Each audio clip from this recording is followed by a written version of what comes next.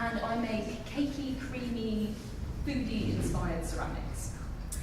So in order to sort of show you where I'm at now, I thought I'd go back a few years and look at my older work, and it's great when you're looking back at these things because you can sort of assign reasons that you did them, whereas at the time it's sort of all a jumble, it doesn't make any sense. So this is work that I made in 2014, and I started to look into packaging, advertising. Actually, the project was value, so I looked into value foods, Tesco value, Sainsbury's Smart Price, Asda Smart Price. And during my research, I found that these foods are actually often designed badly as a method of upselling, and obviously this was just like a humorous piece to highlight that. But you can see it's kind of crude, just starting to get into ceramics, just sort of playing around really. Moving swiftly on, in my second year, I was lucky enough to go on an exchange trip to Nagoya, Japan, at the art university there, and that's really informed my work at the time and ever since really. Incredible opportunity, but I won't go into that now. But what I really enjoyed was the supermarkets. I would just wander the supermarkets daily, looking at all the interesting colours, the shapes, the typography, iconography, and you really see the differences and the similarities in something as simple as shop or products.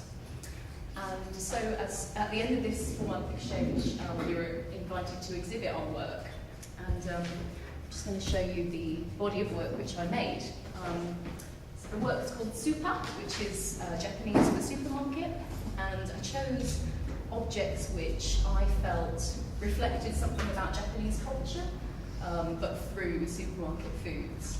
So you can see in the bottom there, slightly cut off, this is a brand of coffee called Boss Coffee, and I thought this was quite an interesting kind of artifact in terms of aspiration, because it's this figure, this mustachioed man holding a pipe silhouetted, and it's sort of, if you drink Boss Coffee, you can be the boss. And the Japanese are huge drinkers of coffee as well. I think I remember reading in the 80s, in 1 year in the 80s, they were almost made up 50% of the world's imports of coffee, so they were importing that much, there was such demand. And they also invented the canned coffee. If any of you are familiar with it, it's a bit of a weird one, because it comes out hot or cold from vending machines. It's a bit of an amalgam of sugar, milk and coffee.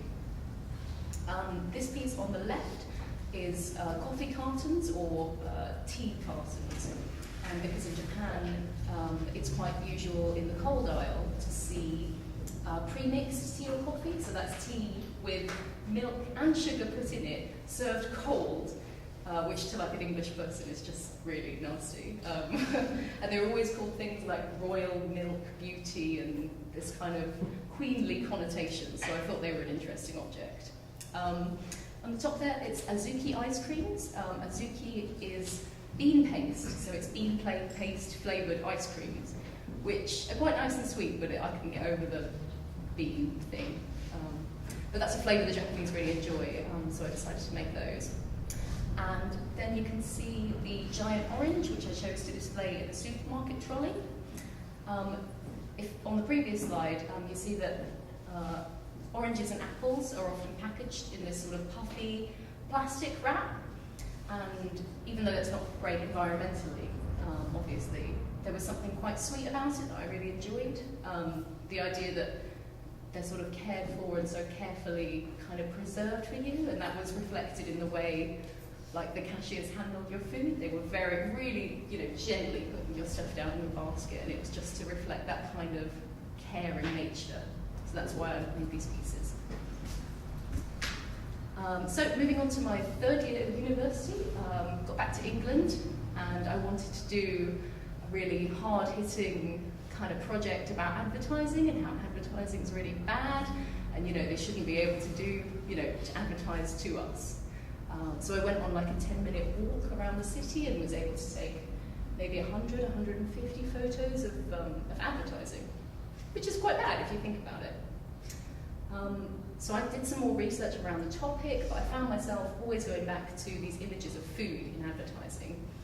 There's just something about them that really drew me to them. Perhaps it's the perfection. We've all heard anecdotally, you know, they use glue in cereal commercials to get that, you know, lovely milky texture, and sometimes ice cream in adverts is made of mashed potatoes because ice cream would melt, and just sort of started looking all around that kind of cultural kind of zeitgeist, because I think food can be a really good reflection of the culture at the time.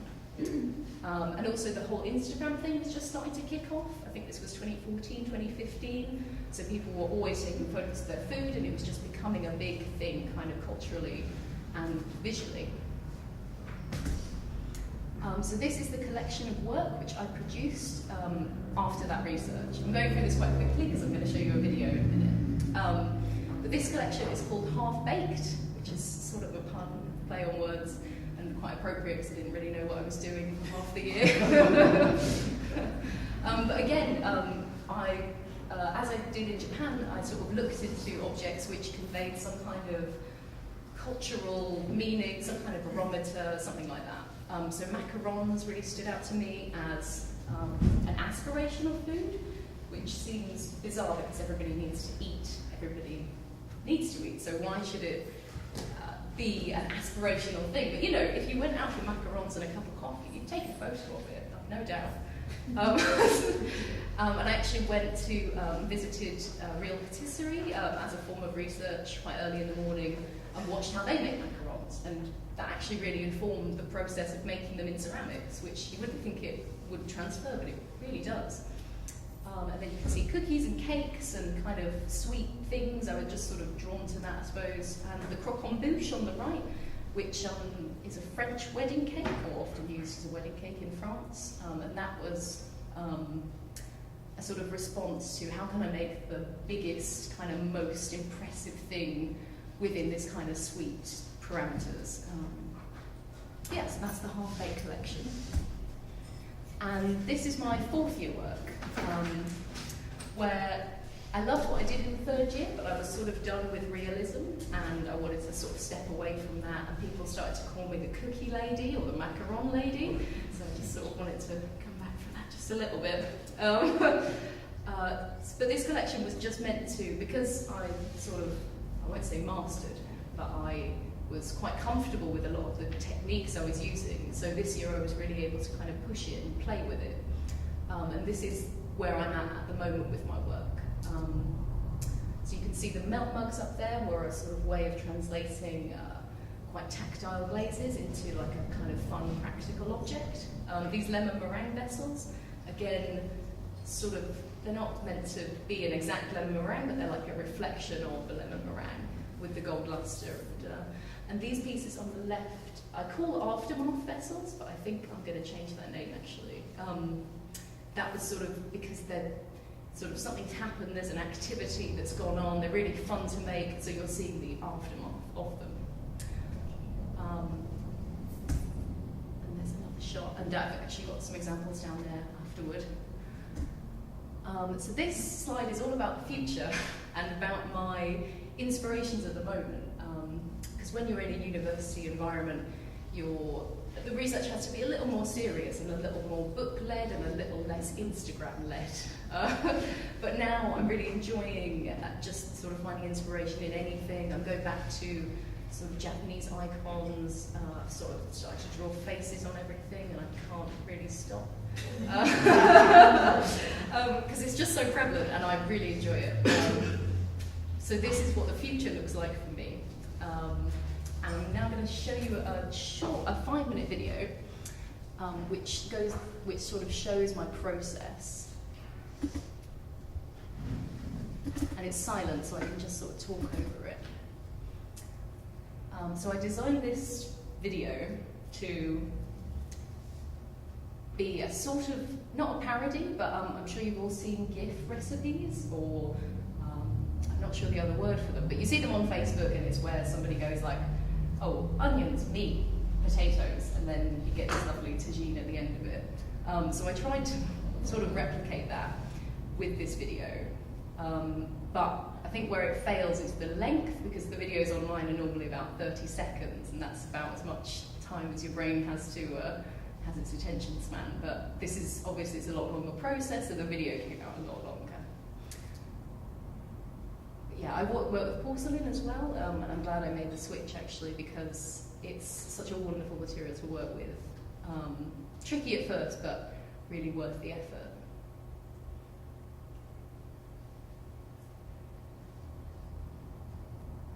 Sorry, I like this bit. I'm just gonna wait, I'll talk in a minute. And actually, like, I cut this up and put a bit on Facebook, and this bit or Instagram, and this bit that you're about to see got over 2,000 views. So yeah, people stop me in the street all the time. But it's just this turning the bottom. It's really satisfying because it produces this spiral aesthetic.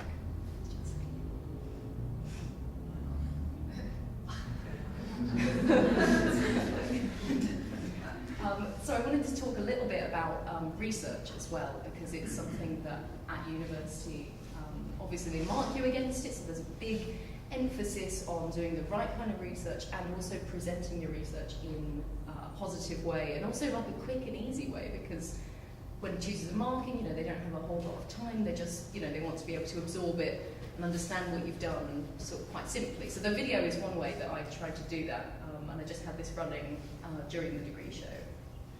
And another way is that, so in my third year, which was the croquembouche macaron cookie year, to hark back to some of the advertising and kind of consumerist ideas that I was playing with at the start of the project, I made a mini magazine and called it Consume Magazine, which is a bit on the head, and oh yeah, with that magazine I sort of tried to parody that kind of culture, so I had sort of funny headlines like 10 things you're doing wrong with kale and stuff like that. But then inside the magazine was actually you know, quite serious research, or the content was the research that I've been doing that year.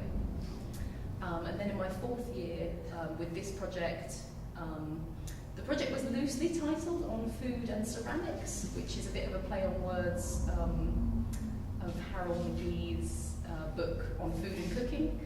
So I produced this book, which you can see down here, as an accompaniment to the project. And in that, I go through, sort of in the style of a recipe. So I go through how each of these pieces are made, because it was a bit of there were just 5 pieces that I focused on, and so I could go through the whole process, and you could just see it laid out in front of you there. So in theory, that book contains the whole year's research. So I'm really glad that I made that, actually. And I think the tutors appreciated having that as a quick kind of method. Yeah. And actually, post-uni, it's quite hard to, because there's nobody there bullwhipping you into doing research, it's quite hard to find the time, effort, energy to do, sort of, to get kind of deep into it. But it's definitely something, it's definitely worth doing, and every time that I've, you know, taken the time to do an interview, or, you know, go and visit somebody, or, you know, sort of push the boat out in terms of research, it's paid off in spades. So that's something I definitely want to continue doing in my practice.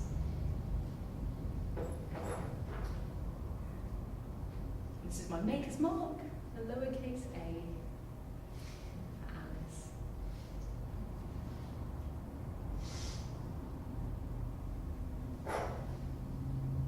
While this is going, I'll talk really briefly about the sort of future and where. Oh, it's over. Well, so I'm currently. My day job is as a PR assistant for designer makers. So I'll just say really briefly that it's really helped me position myself and know more broadly about the industry, and to sort of refine everything that I'm doing in the right way, to kind of step out into the world and say, hey, I'm this ceramic artist, if that makes sense. But that's me. Thank you all for listening.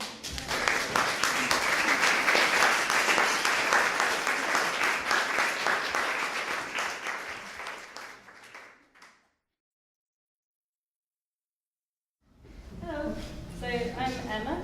So here's a photo. This is my part of the studio that we share, so we kind of have like a corner each, and then we have a bit that we all share in the middle of the studio. So the kind of work that I'm most interested in is functional pieces. I'm really interested in kind of sharp and angular forms, and so I kind of like the challenge of trying to create these in clay. Kind of like Anna said about working with porcelain, I work with porcelain as well, so I'm always trying to kind of, just make it do what I want, really. I'm often influenced by architecture. So here's some kind of process photos. So I do slip cast and mould making. So this is kind of at the university when we used to have a lathe. This is that. And so I like mould making because it kind of allows me to create the sharp and rigid forms that I'm most interested in. The latest collection that I made at university in my 4th year was called Atrocity, so it's kind of a play on words. It's based on brutalist architecture, and I was kind of looking at the recent revival of it, and so kind of when it emerged, people really liked it, and then kind of in the 80s, everybody thought it was kind of monstrous and horrible, and it's big, heavy concrete things, but suddenly everyone's really interested in it, so I did a dissertation on this revival, and I called it Atrocity because it's kind of like it used to be atrocious, but now it's this new thing.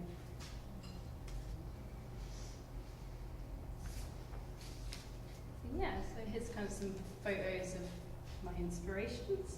I take all my photos on my film camera.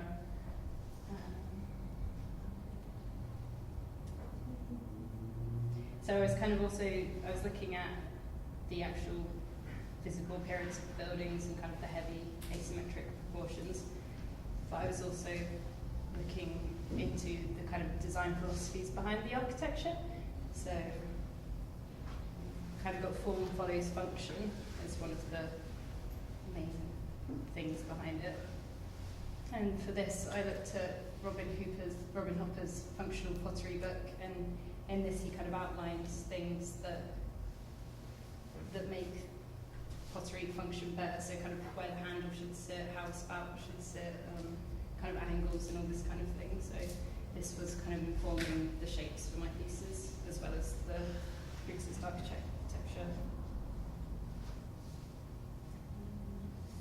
And I was also looking at truth to materials, so all of the pieces, the porcelain, I wanted to really speak for itself, so any of the coloured pieces, it's coloured all the way through the body of the clay, rather than kind of having a coloured glaze which sits on top and covers it up.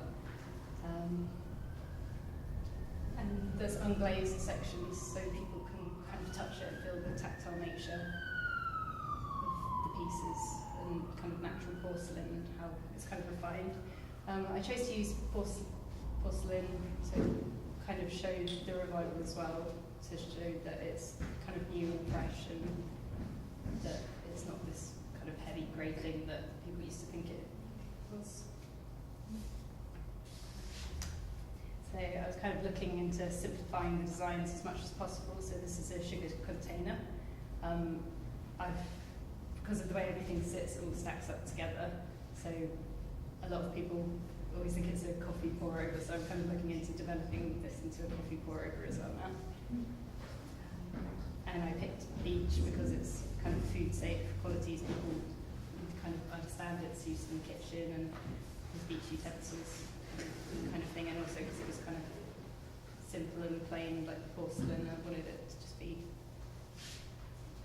kind of reflect each other. So I picked a tea set because a teapot's technically challenging, and because there were so many requirements for a teapot from Robin Hopper's book, I thought, a tea set. And also I kind of like the idea of the kind of contrast of brutalism and a tea set, and kind of people usually thinking of kind of really fine, elegant, traditional tea set with tiny bone china mugs and things, and I thought I'd go for kind of the opposite really, with the heavy but still kind of sculptural.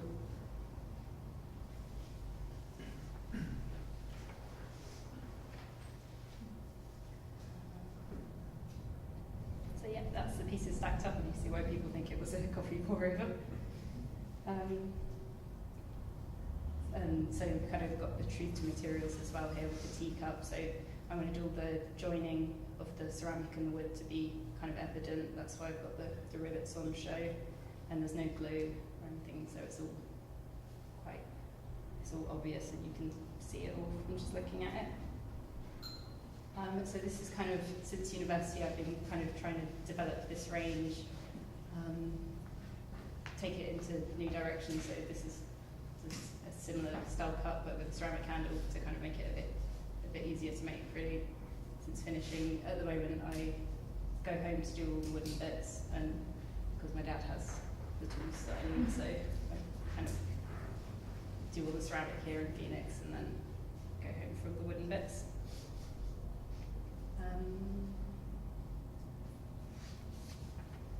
So since university I was selected as one of 6 winners for the HOMI Maker Design Award, and that's aimed at designers aged under 35, and the prize included free participation in the HOMI trade fair, which is kind of like a lifestyle trade fair. So it was really interesting to see how an international audience reacted to my work, and kind of they liked the tea set, but obviously tea set's not the same in Italy. It's not got the same kind of, not what we're used to associating with it really. So everyone thought it was like a coffee pour. They were like, oh, I'm really interested, and then when it was like, oh, it's just a sugar container, they were like, oh, okay. So it's really just interesting to see how it worked. And there were like a few Americans there, and they were like, oh yeah, tea set, oh yeah, like really interested in it. So it's kind of just, really got me thinking of how to bring it into different places. I've also taken part in the Hop House programme, which is run by the Crafts Council. So this is a professional development programme, and it runs across the country, and there's kind of different cohorts, about 10 to 12 people in each one. It's in its 7th year, and hopefully by the end I should be able to run a sustainable craft business, and it's kind of helped me to figure out the direction of my career, and to kind of help me keep doing ceramics really as an actual career. So my future plans, this is the new range that I'm developing. It's called Habitual, and so it's just kind of a similar style to Atrio City, with kind of really simple, clean designs, glazed and unglazed sections coloured all the way through, and this is kind of using feedback that I got from HOMI as well, because lots of people are like, oh, if you had plates then I would be really interested, but not too much from this. So, but I did get good feedback from that as well. But, so yeah, hopefully these should be ready for the open studios. Yeah.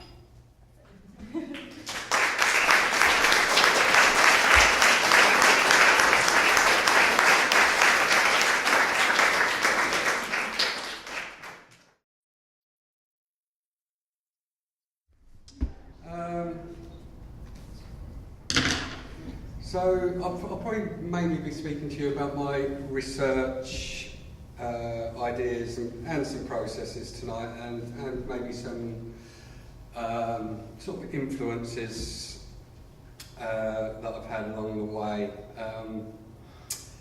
and probably more about a sort of recent body of work which I've sort of titled Non-Places, Non-Objects. So the majority of my work is informed through my own photography. I'm interested in, I don't know, maybe being on my own and being in isolation and going to places that are abandoned and psychologically, I don't think I like to be on my own, but like sort of physically maybe, I don't know. So I go to sort of various places, and I generally go quite early in the morning to sort of avoid meeting other people while I'm out. I don't know why. But with the photography, I sort of try to capture that idea of maybe loneliness or desertion,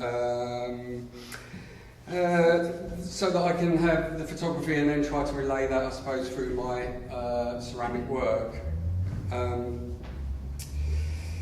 Yeah, I'm sort of interested in things that no longer function, or you've got an idea of what maybe went on with them, but not necessarily. I don't know.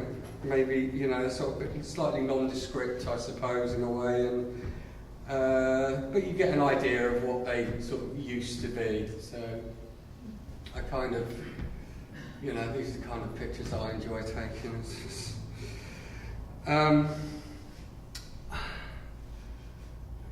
yeah. So I also enjoy architecture. So I love looking at like a lot of constructivist architecture and modernist stuff, but the kind of these repetitive forms, they really kind of interest me, and I you'll see through my ceramic work that I like repetition. I do.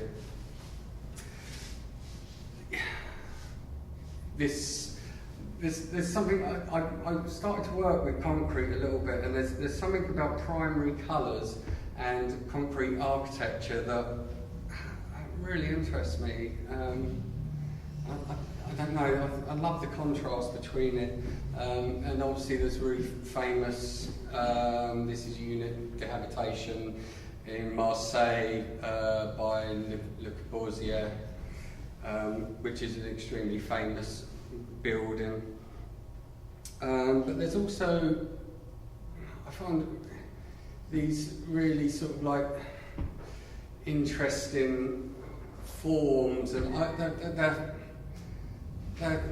so over-constructive. I mean, that's a bus stop, it's ridiculous. I love that. It's a wonderful thing. But, and there's something beautiful about that form, and it's a diving board, and it's completely made of concrete. Where am I?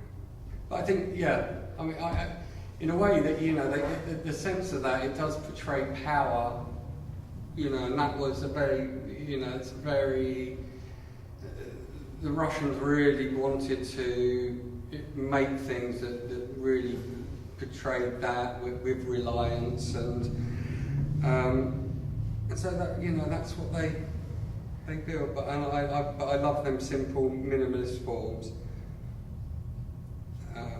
But I think that they've also got some sort of there is humour in there somewhere. It's very interesting. So I'm sort of similar to Emma. I'm quite interested in sort of post-war British architecture as well.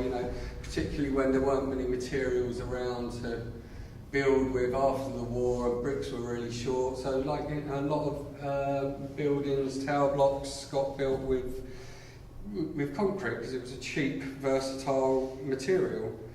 And they have, historically they have been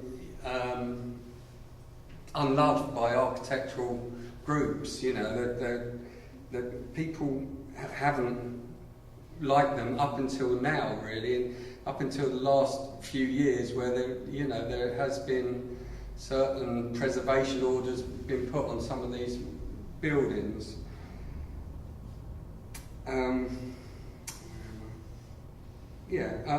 Most places have.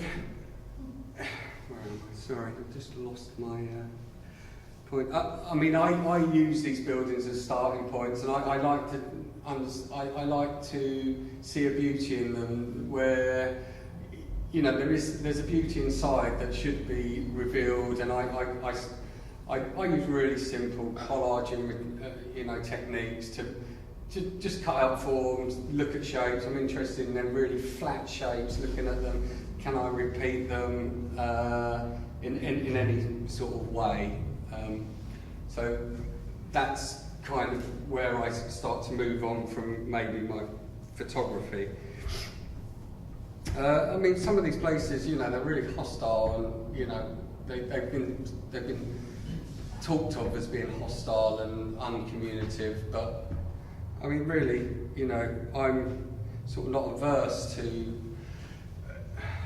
you know, grandiosity of palaces and stately homes and things like that. But I suppose I want to celebrate places like this rather than, you know, the beautiful places through my work, I suppose.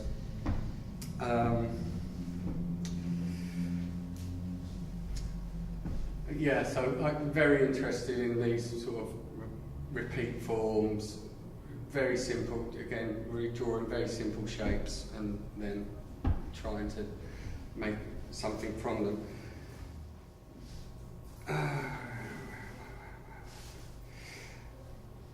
So yeah, I'm really interested in, as I said, going to these places on my own, early in the morning, and places where I call them non-places, but I think architects, they're called the places in between, something like that. They call them I don't know, places that aren't used, you know, but they are there for a function. I mean, that's holding up that's shore and flyover, or the underneath of it. You know, and I suppose that, and you know, some dreary car parks, and stairwells. I sort of have this phobia about stairwells, probably stemming from, I don't know, shopping trips. And whoever comes from Brighton, you'll probably remember Churchill Square.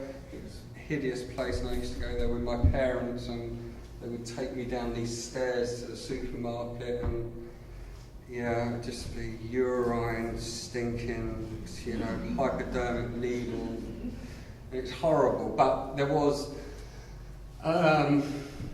sort of light at the end of the tunnel, because when you used to come out, there used to be a beautiful, very brutalist sort of what they call monolith structure, which was called the Spirit of Brighton. It always used to brighten up my day, strangely. But yeah, no, yeah, I like these places. They have, you know, I think these places have a sort of uncomfortable edge that, you know, you can feel isolated there, and I suppose it is sort of like a sort of, I don't know, a sort of Robinson Crusoe meets Chernobyl. I like that kind of idea. You know, I want to be isolated, but at the same time maybe in an urban environment, so I know there's lots of people around.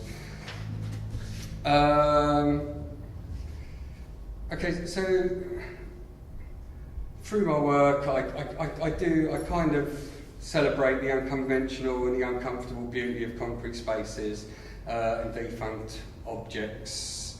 And the reason why I really like the idea of using the ceramic is that it's got a fragility about it, and I suppose that relates back to the fragility of being isolated, feeling vulnerable, and so it works into that materiality of it all.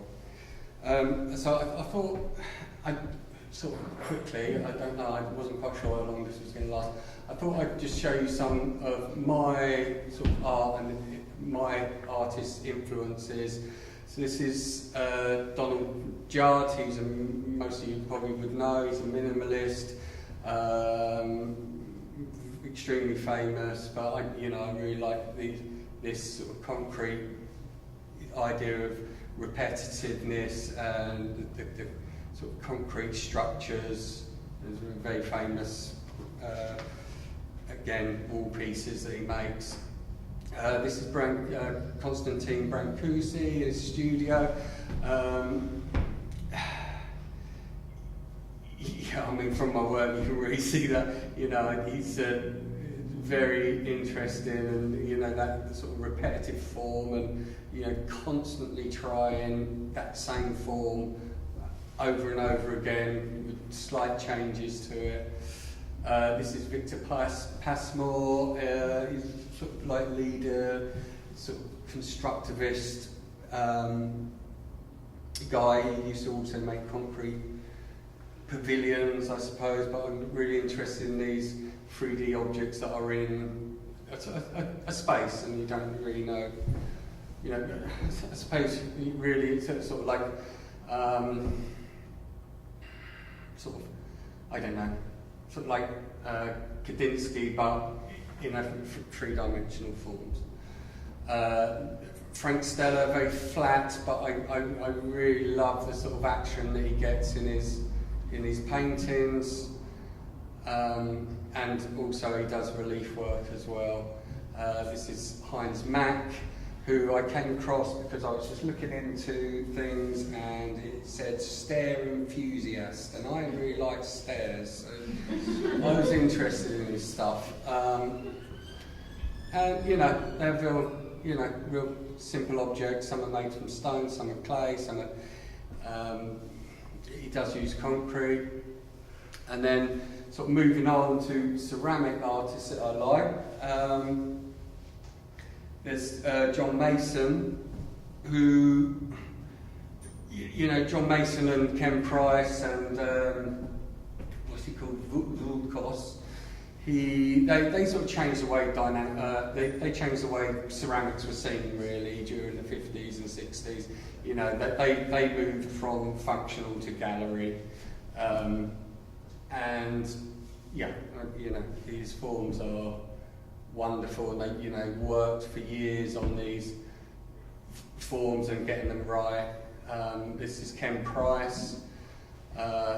Again, you know, I just went up to his exhibition. He had a show up in London at Hauser and Worth recently, which was really good. Sorry, it's just slightly out of focus. And this, I just thought, this is Cody Hoyt, who is he's very contemporary. He's around at the moment. He's an American guy that works in a very interesting way because he uses a lot of coloured clay, and he layers it up, and then he cuts through it, and then he slab builds these, you know, really interesting pots. So I'll quickly talk about my work processes. I start off with really basic sketches. You know, I can kind of draw, but I'm not really interested in drawing. I like to just think of something, get it down, and you know, and start moving on with it. And I'm not too precious about these drawings, as you can see. But I was very pleased, actually, to see, when I went to see Ken Price, that he also, as much as he makes beautiful prints, you know, when you look through his book of his sketches, they're very rough, they're very, you know, he draws in felt tip pen, and, you know, and it's all about, for me, it's just about getting ideas down. Once I've sort of got an idea of what I want to make, I always make maquettes, because, you know, they're small, you can mess around with them, you can manipulate cardboard, paper, foam board very easily, and so, yeah, and you've got something physical in your hand, and you can, you know, mess around with it. Maybe, you know, they're nice to draw from as well, and, you know, and then that's where your idea maybe might evolve. Then, once I'm satisfied with what I want to make, I will then, I use AutoCAD, and I start to draw 3D models on the computer.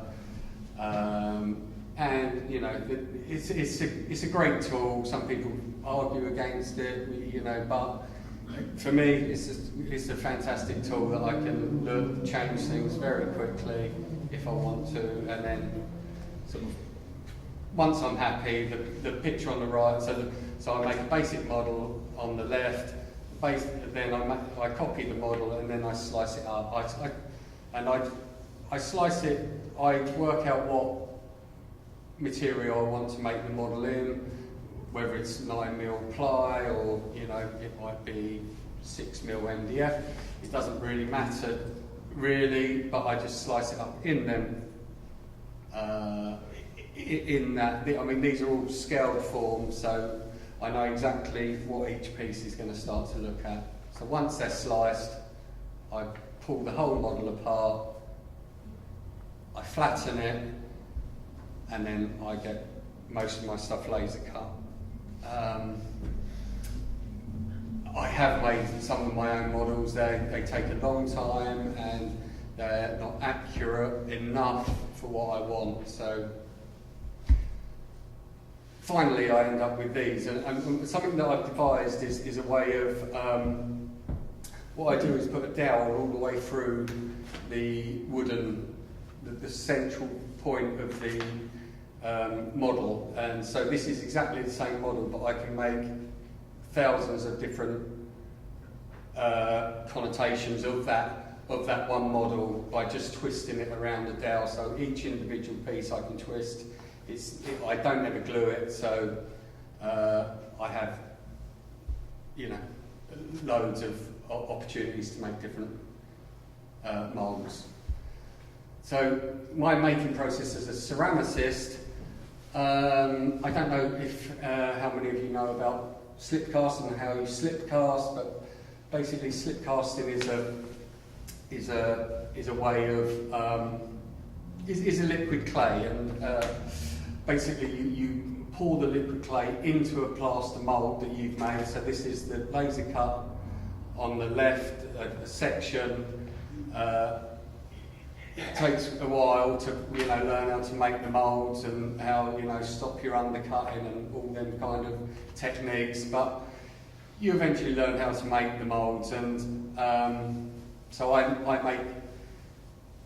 make single smaller pieces and then build them up. So the slip is poured into the mould.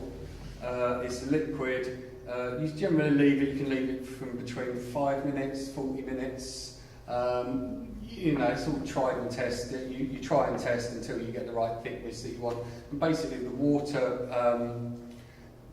water goes into the plaster and it leaves a clay body on the edge of the plaster. So then eventually you end up. So that's a hollow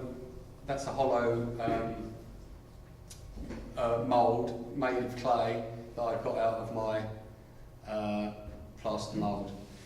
And then obviously, back to what I was telling you about what I enjoyed. So I really like the idea of repetition, so I start to make lots and lots. You can get plenty out of moulds. You probably get between 50 and 80 casts out of a mould. And so I start casting, and then I start to join them and build up my clay work. I mean, it starts, joining is quite it's not necessarily a difficult thing, but when you start multiple joinings, it's very likely that you're going to get breakages along the way. And these are some construction ideas that I start to mess around with, just with the repetition and ideas of exactly the same mould. So finally, I just show you my work. So this is, this was based sort of on Shore Flyover, I suppose, in a way. Standing underneath that huge thing that you're not overly happy with standing underneath it, but so this is called Brighton Charisma. This is a stairwell piece.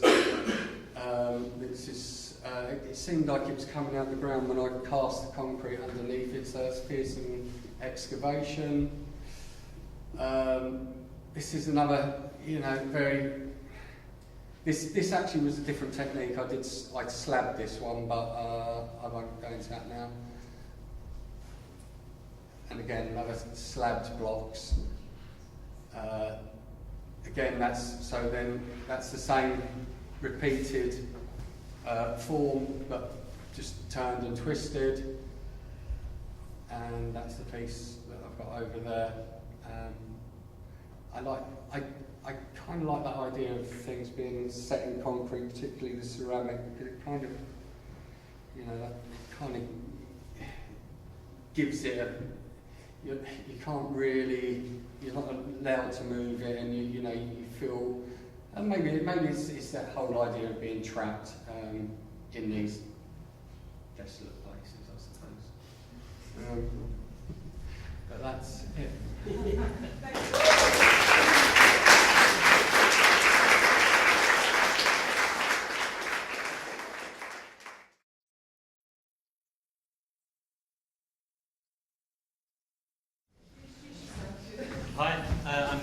those people who I haven't met. This is a piece of my work, which I'll put there. I'm just going to bury my head in my notes and do it. So, I have a degree in graphic design, went back to university, studied with these guys, did a 4-year course in, and some more guys here, did a 4-year course in design and craft. We now share a studio and we all do very different things, which is why we kind of work very well together. We have different skills, we all help each other out with different aspects of our work. My final year project concerned hyperreal ceramics and the use of digital tooling, and focuses on sort of generative process on the computer, which are derived from sort of ideas of degeneration, and I just wanted to continue sort of evolving the visual vocabulary that I've been developing. It's impossible not to I don't know why. I like to use the Oxford Dictionary's definition of degenerate as having lost the physical, mental or moral qualities considered normal, lacking some usual or expected quality, in particular corrupt or decadent. And generative is defined as using rules to generate surface forms from underlying abstract forms.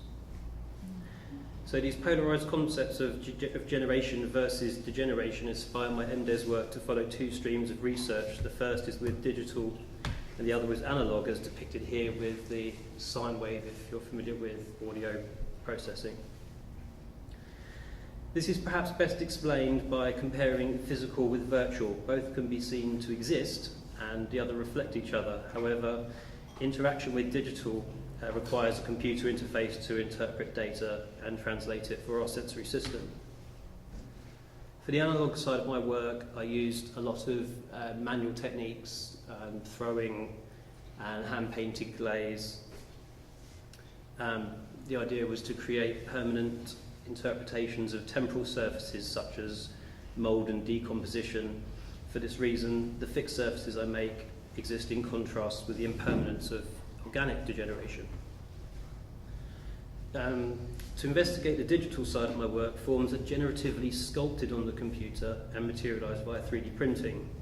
So where these things only previously existed as virtual objects, they now exist on 2 levels, as time-based phenomena, so code that exists digitally, and as physical items. The aim was to manifest physical pixels and in order to represent the simulation of digital technology and concerns the degenerate use of high technology to produce low-tech generative forms. To quote John Tiffin from Hyperreality Paradigm for the Third Millennium, hyperreality is an inability of consciousness to distinguish reality from a simulation, especially in technologically advanced postmodern societies. It is a condition of which it's a condition in which what is real and what is fiction are blended together, so there's no clear distinction between where one ends and the other begins. This is typified in the Matrix movie, if you have seen it, and is directly related to the philosopher Descartes' conundrum theory of reality. So hyperreality allows the commingling of physical reality with virtual reality. This postmodern concept was contentiously coined by Jean Baudrillard in Simulacra and Simulation. Baudrillard defined hyperreality as the generation by models of a real without origin or reality. So in this way, my work aims to unite digital and analogue by creating hyperreal objects that bridge these 2 worlds. And this is an image of some of my slip cast tiles. I use 2 forms which tessellate, which I rotate so they can tessellate to make these patterns which kind of create interesting shadows. These were the first pieces I made in sort of interpreting the visual nature of this subject. So these are not digital renderings, but photos of my ceramic work, and therefore permanent forms immortalised from centuries of decayed matter. It's because of this I find ceramic has an interesting relationship with what is permanent and impermanent as it begins life organically and without firing it would just continue to decay, and firing obviously makes it immortal. So my work attempts to address these ideas of binary existence, making virtual objects which exist temporally as code into permanent physical forms. An interesting aspect of this work for me is how people view these physical things as digital objects. It's like the ideas of high-res and low-resolution images are so ingrained in our psyche from daily use of the computer and sending emails and images. As a maker, I enjoy the challenge in physically creating, especially its own ceramics. It's arguably the most malleable of materials to make with, so it can be made into anything.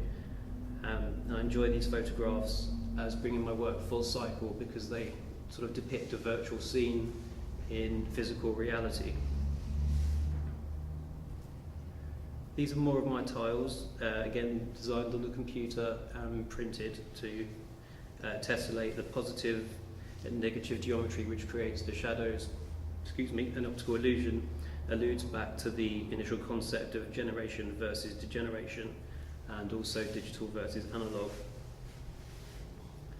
So going back to my inspiration, visually I'm drawn to decay as an aesthetic, and I find, kind of similarly to Paul, I guess, the crumbling and decrepit fascinating. It speaks to me of life and death, which is an infinite sort of cycle of cross-cultural and historical interest. I think we all look to find meaning in life, and our individual stories are sort of very similar, but not necessarily mutually exclusive. My visual research often involves macrophotography of surfaces I find interesting or inspiring. So this photo shows 2 of my photos and 2 of my glaze test surfaces. These sort of permanent surfaces that are mimicking these sort of ever-changing, sort of decaying and crumbling surfaces. I try to use macrophotography to zoom into a point which is just beyond our normal viewpoint. So alongside my digital work at university, I was very interested in glaze. I used a systematical approach of testing, but was also very experimental. So I'd layer glazes up and record them and then sort of switch them round to see if I can replicate the effects. I was told once is fluke and twice is technique. So this slide shows another stream of my work where I was layering up multiple glazes, but it was very difficult to replicate. So there's a glazed bottle on the left and a picture of mouldy porcelain on the right. I find the digital techniques that I developed are contrasting yet sympathetic to my glaze testing. I enjoy the unpredictable as much as designing on the computer and getting almost exactly what you see on the screen. Despite this, it's a really strange thing to spend a couple of months working on a model on the computer and then finally holding it. It's a bit weird for me.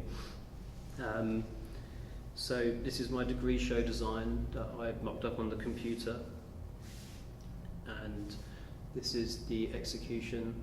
It's 1.2 meters by half a meter high, and the white vessels are bone china, the black are a black stained porcelain with the tiles and a bit of gold, because gold's nice.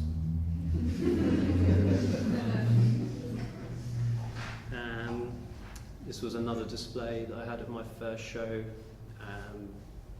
just bringing some new forms for sort of sake of commerciality, so I made the bottles to go with it.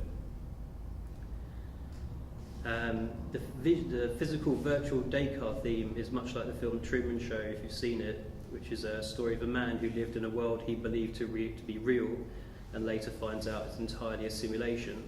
So I like to feel my work seeks to emulate this illusion and sort of capture the essence of a divided or binary reality, which is a very sort of current theme in modern quantum physics, with the holographic universe theory. I don't think there's any sound, which is annoying, but basically I also use video to do research. It's a field that I used to work in, and find very effective for communicating ideas. So the 2 clips, very short, from a research trip to Wales, but I don't think it's going to be as good.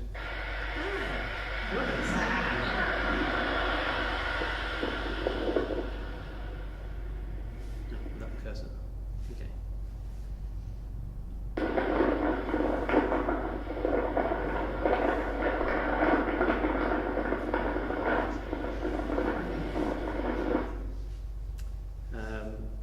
So as you can probably see a bit better from these reduced scale screenshots, even though they're heavily abstracted, you can kind of make sense of kind of the scenes and maybe relate them to some sort of personal experience. How's it do? Okay, no. So, as modern humans, we all know we're made of genetic code, and that computers create virtual realities from similar bits or bytes of code. And mankind has created a new digital world for itself. From games to the internet, we can share information with speeds unimaginable to our predecessors, and could speed up our evolutionary curve even faster than it has been going. On a personal level, I find this all endlessly fascinating, an attempt to weave my own version of this infinite story into my work, and it gives me a great source of inspiration and enjoyment to try and simplify some of these complicated themes into a single polarity, or if you will, binary concept. I find it challenging, but personally gratifying, with plenty to think about. So the ideas of physical and digital degeneration led me to computer generative work, and then physically manifesting objects that exist as data. Ultimately, the intention is to create a digital analog fusion that tests notions of what is real and what isn't not. And that brings me to the present day, where I've basically remade nearly everything that I made at university to a much higher level. I've had professional sort of studio photography taken, so I've got some nice crisp images, which people still don't believe are real objects, so I have this constant debate with them. I wouldn't go through this pain in the ass process. It'd be a lot easier just to make a render. So if you're interested in seeing more of my work, it's on Ceramics with an X, which was stupid because it's very hard to tell people that over the phone. And the Instagram is ceramics.x. Oh yeah, and that's a new piece I made post-uni. All my work comes out of a single mould, so two-piece mould. Traditionally, this would have been made with a separate bottom and separate handles, and you would stick them all on later. But I was just trying to be clever. And it took me 4 goes to make that one, and I had 5 attempts to make it out of bone china and broke every single one, so there are limitations to how clever you can be. And most of these objects have to, because they warp quite a lot in the kiln, they have to have sort of complicated setters made, so you have double supports that shrink with the firing, otherwise you end up with things like that as it gets molten, it tends to sort of, on the way to vitrification, it warps basically, which is also painful. And that's it.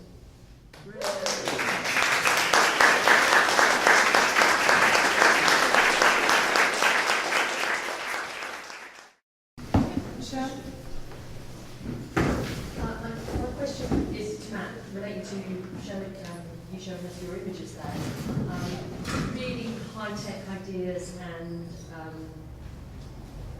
patterns and things, and really quite classical shapes. And I wondered,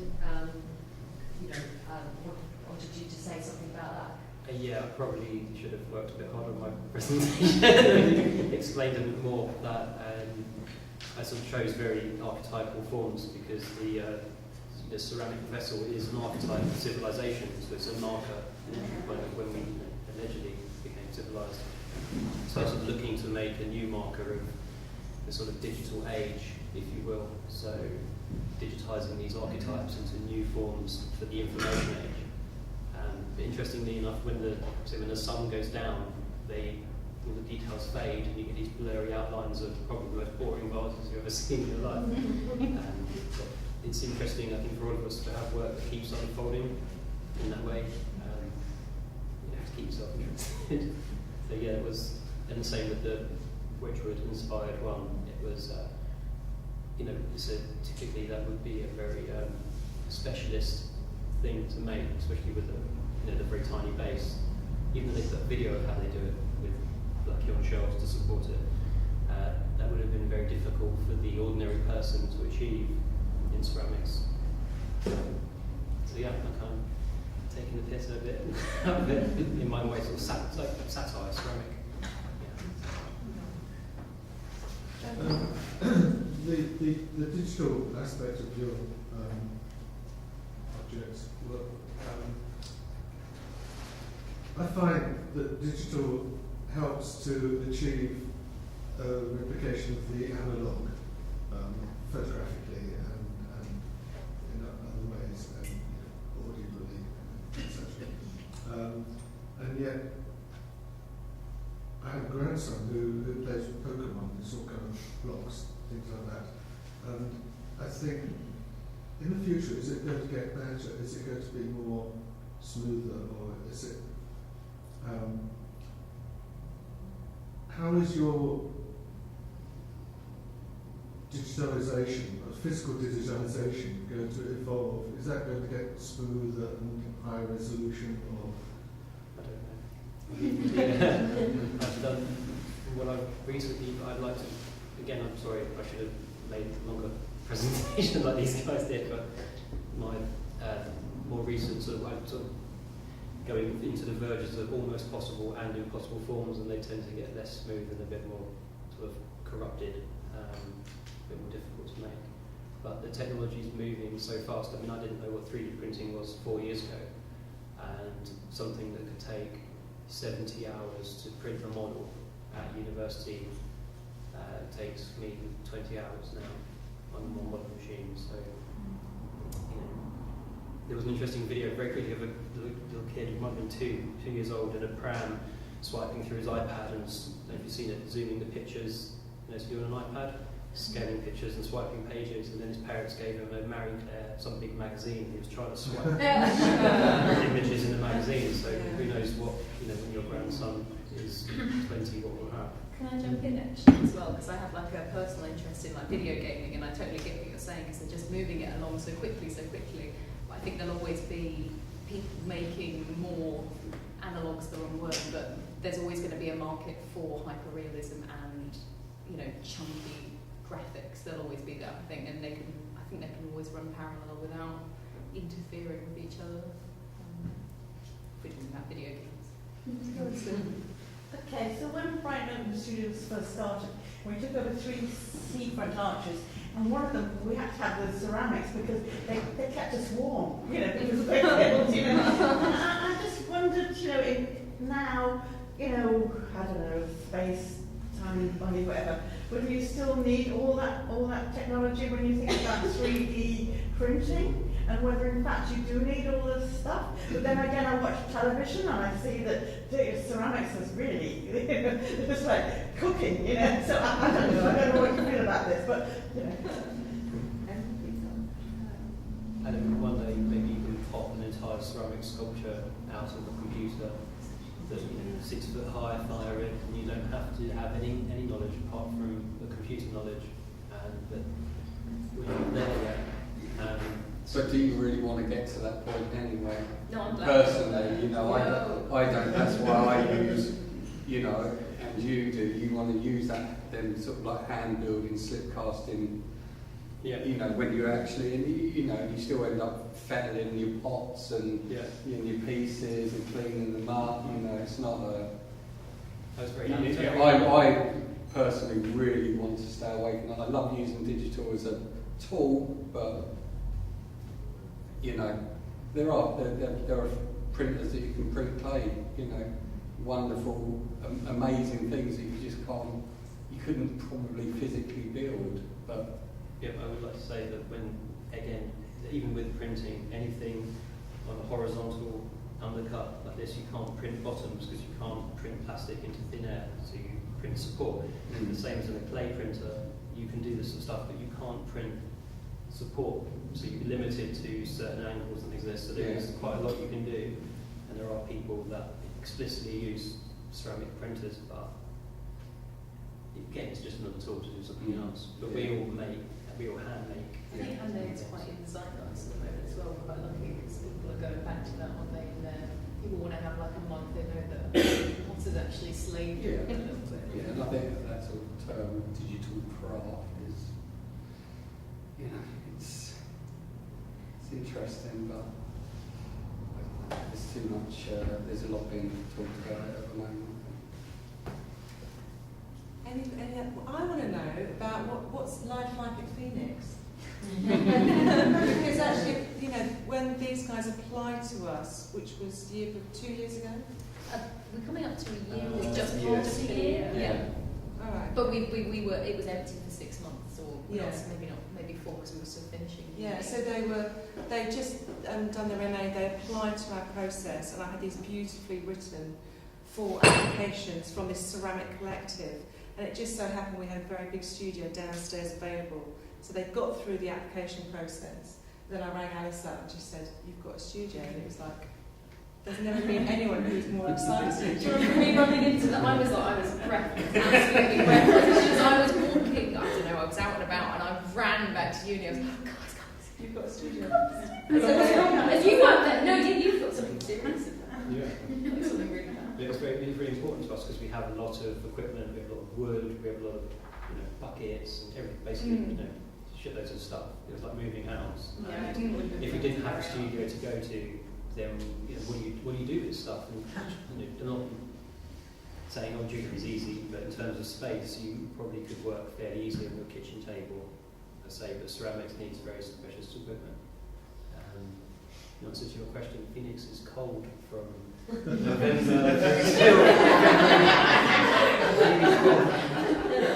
Will you fire those kilns up then? Keep it warm. Joseph?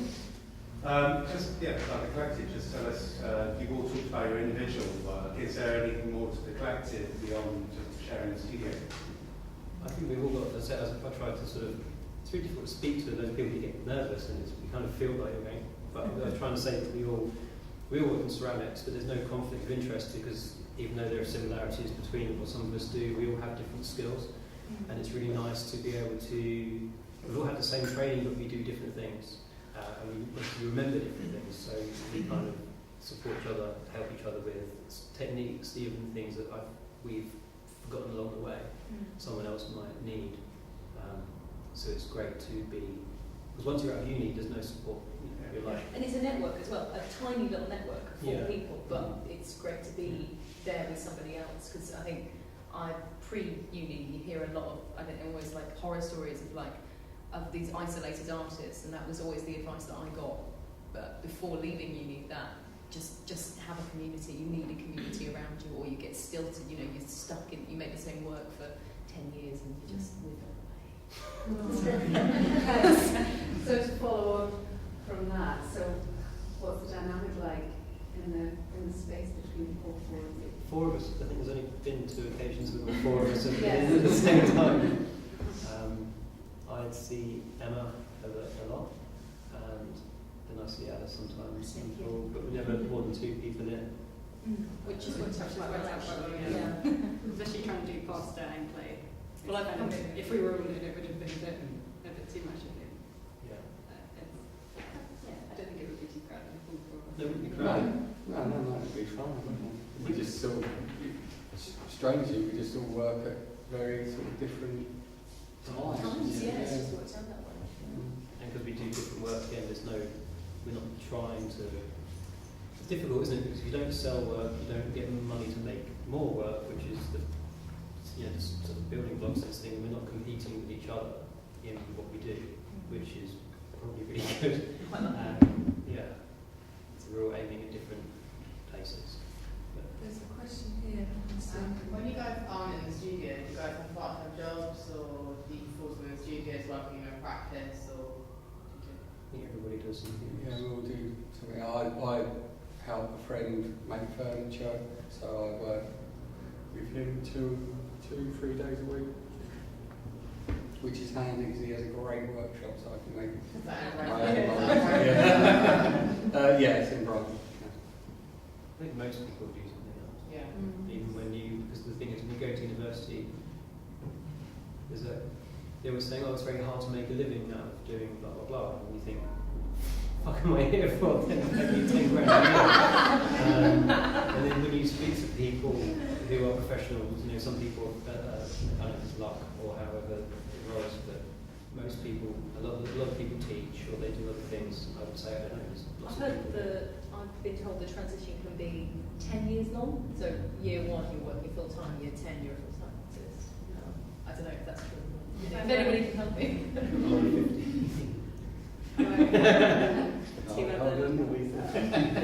Go on in. I work for 2 other ceramicists, so I kind of do what I hope to be doing in like 5 years or something. So they get big orders and then I make things for them. They're also based in Brighton, or Brighton and Port Slade. And I work in a PR company in Hove, but we work with designer makers, so it's all quite industry relevant. Quite useful. It's very useful, yeah, very useful. Dark arts, it's the flip side, honestly. Oh, the things you see. Right, any more questions? Well, can I just say thank you so much for presenting your work, and it's been absolutely fascinating to hear about the different disciplines that unite you here at Phoenix. Don't go away, have a drink at the bar, and just let's give them a round of applause.